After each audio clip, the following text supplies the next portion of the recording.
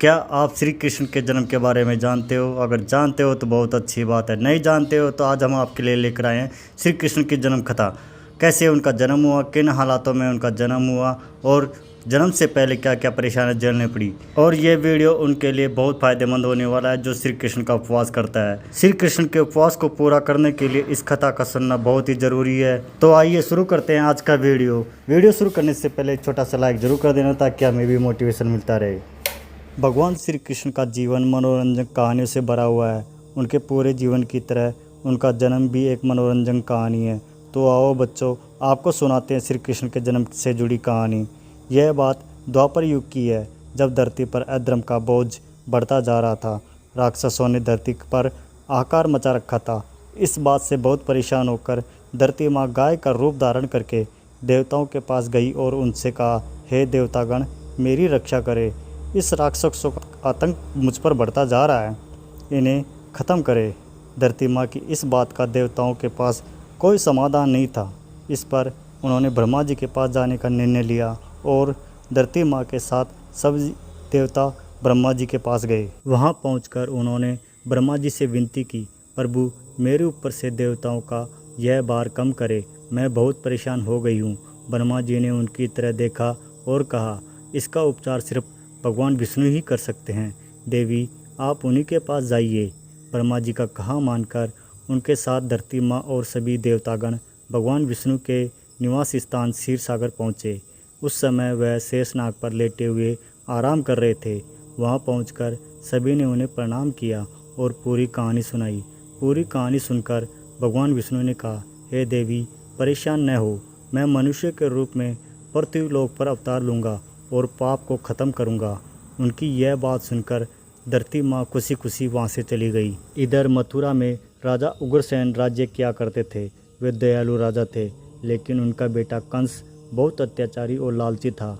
उसे राजगद्दी का बहुत मोह था। एक दिन उसने अपने बल से राजा उग्रसेन को सिंहासन से उतारकर जेल में डाल दिया और खुद राजा बन गया। लेकिन कंस अपनी बहन देवकी से बहुत प्यार करता था।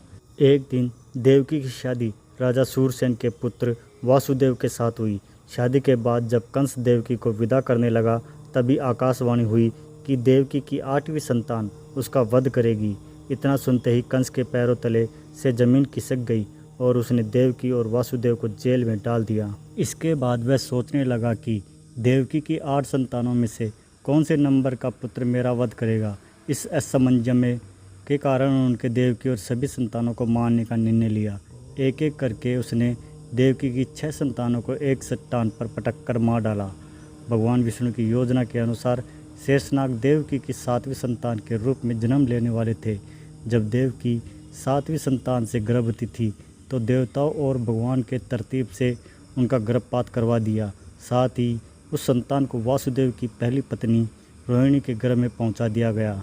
बाद में इस संतान को श्री कृष्ण के बड़े भाई बलराम के रूप में जाने लगा। इसके बाद भाद्रपद के कृष्ण पक्ष की अष्टमी को रोहिणी नक्षत्र में देवकी की 8वीं संतान ने जन्म लिया। उसके जन्म लेते ही सारे सैनिक अपने आप सो गए। देवकी और वासुदेव की हथकड़ियाँ खुल गई और जेल के दरवाजे भी अपने आप खुल गए। उन दोनों को कुछ समझ नहीं आ रहा था और तभी आकाशवाणी हुई कि इस पुत्र को गोकुल में नंद बाबा के यहाँ छोड़ आओ। उन्होंने ठीक वैसा ही किया। उन्होंने टोकरी में श्री कृष्ण को लेटाया और यमुना नदी के पार गोकुल में छोड़कर आ गए और वहाँ पालने में सोई बेटी को अपने साथ जेल में ले आए। वासुदेव के वापस आने के बाद सब कुछ पहले जैसा हो गया। हथकड़ियाँ और जेल के दरवाजे वापस लग गए और पहरेदार होश में आ गए। होश में आते ही सैनिकों ने देवकी की 8वीं संतान की खबर जाकर कंस को दे दी। कंस दौड़ता हुआ जेल में आया और देवकी की गोद से उसकी संतान को छीन लिया। इसके बाद जैसे ही कंस ने उसे मारने के लिए हाथ उठाया, वह उसके हाथ से छूटकर हवा में उड़ गई और बोली, दुष्ट कंस, मैं योग माता हूँ। तुझे मारने के लिए भगवान ने गोकुल में अवतार ले लिया है। अब तेरा अंत निश्चित है। इसके बाद श्री कृष्ण को मारने के लिए कंस ने कई राक्षसों को गोकुल भेजा, लेकिन कोई भी उनका बाल बांका नहीं कर पाया। अंत में उन्होंने कंस का संहार कर दिया और मथुरा को उसके आतंक से आज़ादी दिलाई। हमारी ये कहानी आपको कैसी लगी कमेंट्स करके ज़रूर बताना। अच्छी लगी तो लाइक करना, अपने दोस्तों के साथ ज़रूर शेयर करना और ऐसी मज़ेदार कहानियाँ सुनने के लिए हमारे चैनल को सब्सक्राइब करना। धन्यवाद।